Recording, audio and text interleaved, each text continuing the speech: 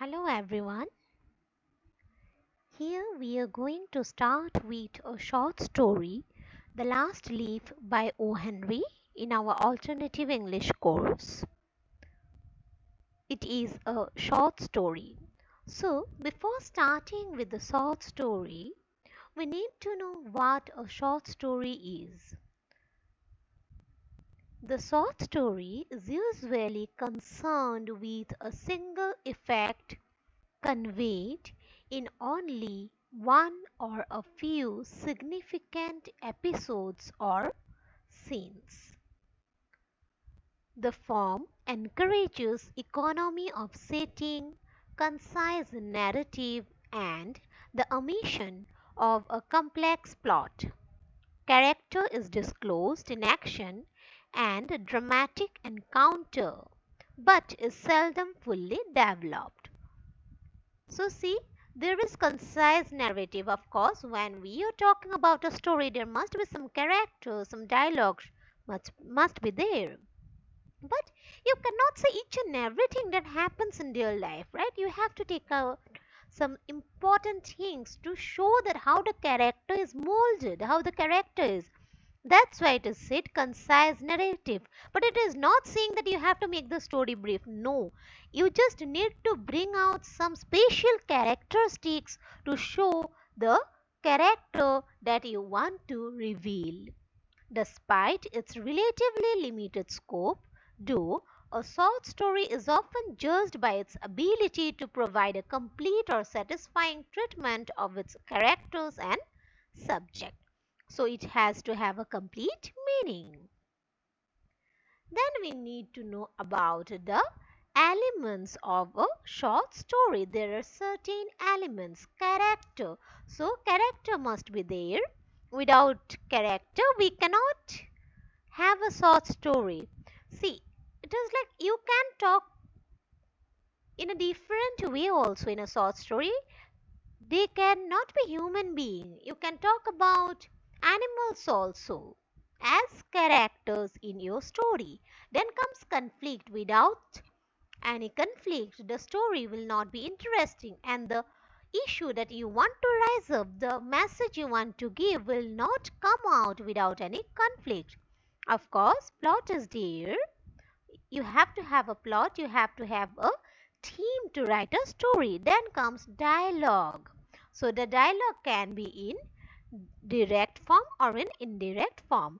And the most important, the beginning and ending. You can start a story in different ways. You can start in an ancient manner like once upon a time. We used to read stories like this. Once upon a time there was a king. So you can start in that way. You can of course start with a flashback. You can start with nature. It was a rainy day. You can say like that. You can start with flashback. So there are many ways to start a short story. Of course, you all have read many short stories in English and in your mother tongues too. So I know you are familiar with it. But yes, this is something you to know the genre well. I am just trying to make you familiar with the genre. And ending. There must be an ending, and the ending will tell us is the story a happy one or is it a sad one. So we need to have an ending in the story. So now what we need to know, as we are going to start with The Last Leaf by O. Henry. So before starting with the story, we have understood what a short story is. Now we need to know who is O. Henry, because without knowing the author, we can't proceed further. William Sidney Porter, it is his name, and he is actually known as O. Henry, and it is his pen name. He was an American short story writer.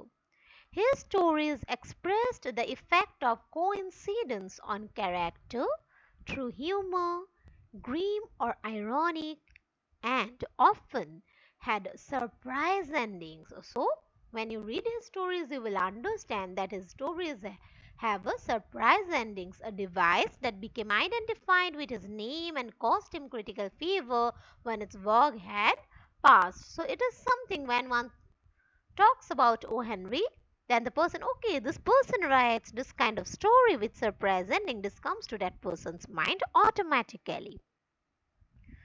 William Sidney Potter's stories follow a standard formula, dealing with commonplace events in the lives of ordinary people and arriving at a surprise ending through coincidence. So, there are always some coincidence and that brings the surprise ending, and he mostly deal with the life of ordinary people. He want to bring them into limelight who are not at all focused by other people. His two favorite themes were the situation of the impostor and fate as the one unavoidable reality of life.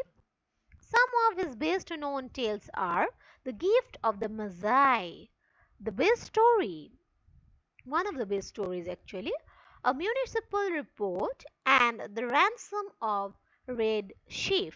Stories which hark back to his North Carolina background include Let Me Feel Your Pulse and The Full Kilo.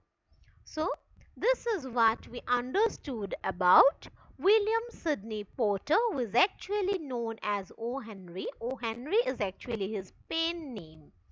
He was there from 1862 to 1910. So, here in the introductory part, what we have studied, what is short story, its elements, and we tried to learn about the author a bit. And in the next video, we will start with the story itself. Okay? Thank you very much.